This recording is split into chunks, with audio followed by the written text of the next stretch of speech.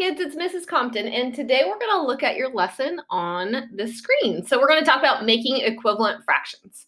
Now, we've seen this thing before, right? It's our place value chart, and we're going to be focusing down here in the ones, the tens, the hundreds, and the decimals. All right, so if you take a look right here, you can see I have 1/10, 2/10, 3/10, 4/10, 5/10, 6/10 of this model shaded. The whole thing is worth 10/10, right? So it's important to remember that if everything was shaded in, it would be worth one whole. All right, now I'm listening to myself say this fraction, 6/10.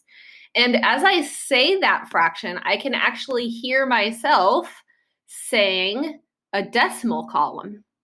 There's the tenths column, right? And I'm saying 6/10.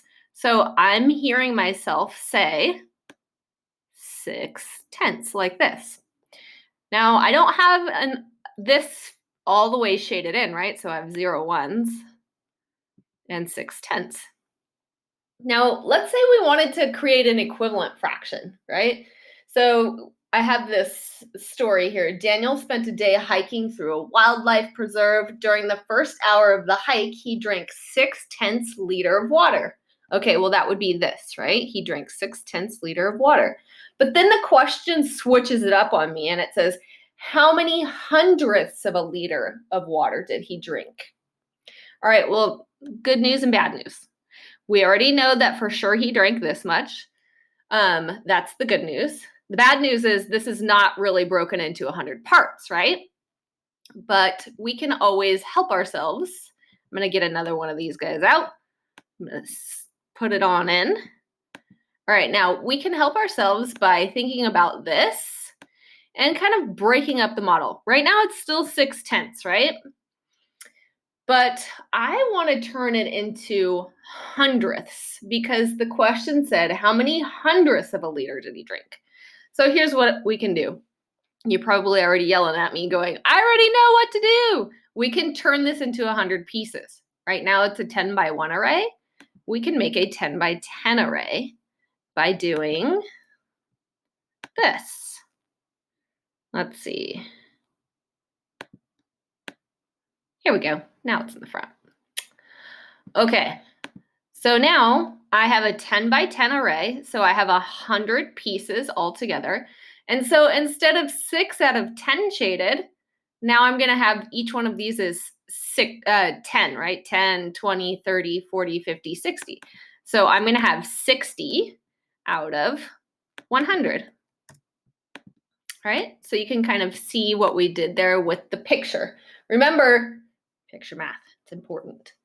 So it was 6/10 over here, or really it still is, I should say. Let's make some room. Let's add some more stuff.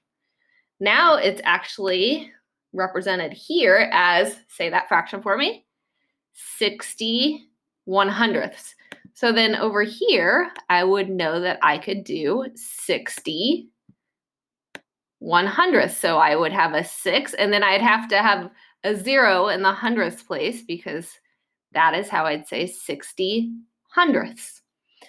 Now you can see that these are still equivalent. They're equal to one another, right?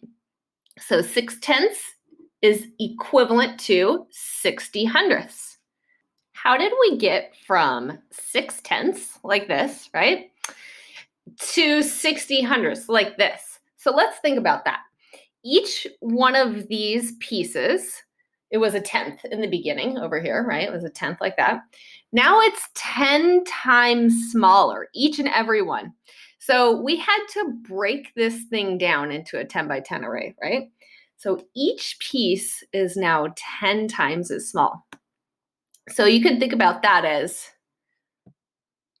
6/10 times 10 over 10. So each piece is now 10 times as small. And we also did 10 rows, right? So then 6 times 10 is 60, and 10 times 10 is 100. So this would be like our algorithm. 6/10 times 10/10 equals 60/100. It doesn't change the value, does it? It just changes how it's broken up. And remember, 10/10 is the same as 1. So when you multiply a number by 1, it doesn't change the value. Like 5 times 1 is still 5. It will stay the same when multiplying by 1.